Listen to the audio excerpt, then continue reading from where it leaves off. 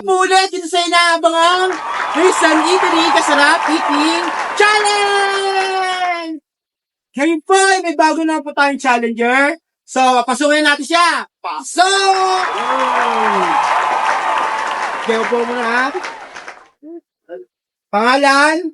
Nandito dali ako. Conselito Leon. De Leon. Taga sa siya dito? Hindi ka ko. Taga Diliman First. So, ang ating challenger ay si Joselito De Leon from Diliman First, San Rafael, Bulacan. Siya ay kumasa sa challenge number 2 na meron tatlong kain at tatlong ulam. Ang ulam niya ay pork steak, patay kalunan, at saka tinuguan. So, kailangan niya sinito ma-break yung record. Pag siya ay nakapasok sa 5 minutes, ay meron siya 200 pieces. Pero, pag na-break niya ang record na may hawak ang title holder, magkakaroon siya ng 1,000 pieces! Okay, Joselito, ready na? Pag-press ko ng timer ha, start na tayo ha. Okay, so timer start now! Okay, start na tayo dito. Sa lahat po ng challenge namin, magpunta lang po kayo sa DRT Highway, Barangay Sampaloc, San Rafael, Bulacan! At kung sa aming challenge, na-raise na dito ni Kasarap Eating Challenge! Balikat siya sa dito. This? Lakas ah. Nakilig lang. Wala pang ulam. Oo, di nagulam to.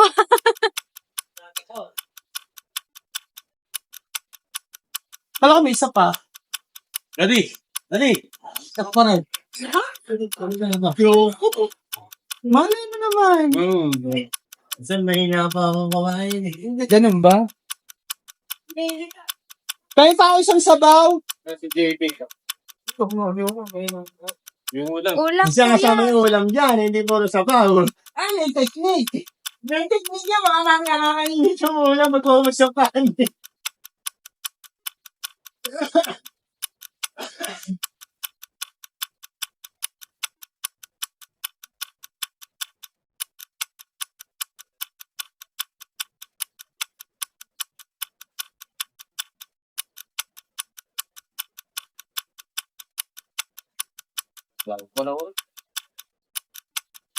Ano yung kay Martin? Baka kulawan eh. Lakas kumain ni Martin. Na wala pang isang minuto. 1 and 52 seconds yata na pero ni Martin. Lakas kumain nun eh. Yun yung second.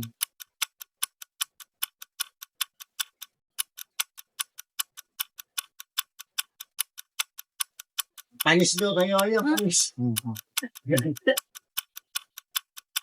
Wow, galing. Pa si Martin, di ba ba si Martin? Kanina.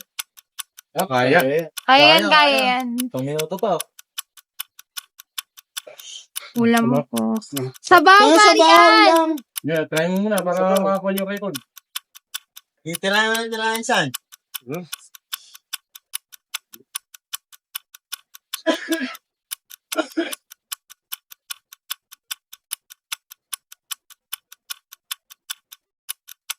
Nakamano, no? So.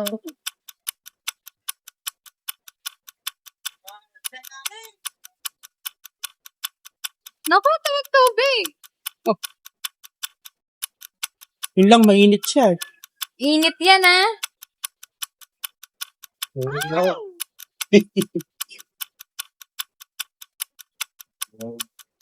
Hindi kaya. Naku.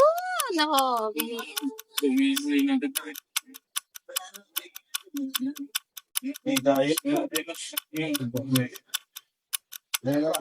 mapapaoras niya si Lito. Siya ay nakakadalawang ulam na at dalawang kanin. Tinitira na niya yung huling kanin tsaka yung ulam na isang naiwan. Sa lahat po ng followers ng EDSAR namin Hindi, sa Sarap, ulam. maraming po salamat sa patuloy niyong pagsuporta sa amin. Sa lahat ng nagpa-follow, ng followers, sa lahat ng viewers, sa nagsishare, praise emoji, sobrang thank you po. Isang big thank you po sa inyo mga kasarap. At sa lahat po ng gustong kumasa, mag-comment lang po kayo sa comment section. Huwag niyo po ako i-PPM o chat kasi hindi ko po mababasa. Punta lang po kayo dito ulit sa Rizal Italy Kasarap Eating Challenge. Located po kami sa DRT Highway sa Palos sa Rafael, Bulacan. Sa lahat po ng gustong kumasa.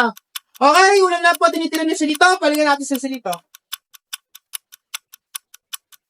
Hindi na agad siya. Kaya, kaya lang hindi na. Ano na yun? Kailangan ko walang laman yung bibig, ah. Yung tira. Nangyayit ko. Abot yan. Tingin mo. Kaya.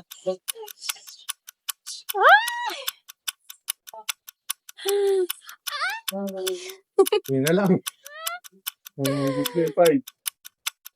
Gumatens, kalma. Naku.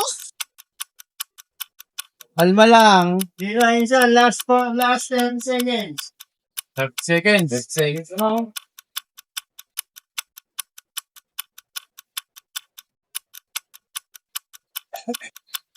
Lunok na lang. Huwag nang nguya. Gusto pa din yun. Nako. Last 10. 10, 9, 8, 7, 6, 5, 4, 3, 2, 1, 10. Yara! Okay na. Sige lang. Pwede pa ubus niyo. Gusto mo, ayaw mo, okay na. Parang ayaw pa niyo silitong umayaw eh. Ano, another challenge mo. Ano nangyari ba't di umabot? Sige lang, mayroon magugas. Kinaya pero hindi umabot. Ba't di umabot? Nabusog, nabunsol, nahirapan sa ulam. Kagakin balon-balunan. Kasalanan ng balon-balunan to. Okay, so siya silito po ay nag-quit sa challenge. Ganun pa man po ay free po yung meal na nakain niya. Sa lahat po ng gusto ko sa amin, sa Risa Nito Kasarap Eating Challenge, magtalag po kayo dito sa DRT Parang sa Palok San Rafael. Bulacan. Muli po ako po si answer namin sa sarap. Nagpapaalala na lahat pwede pero hindi lahat dapat. Maraming salamat. Maraming salamat sa'yo. Bye-bye. Thank you po.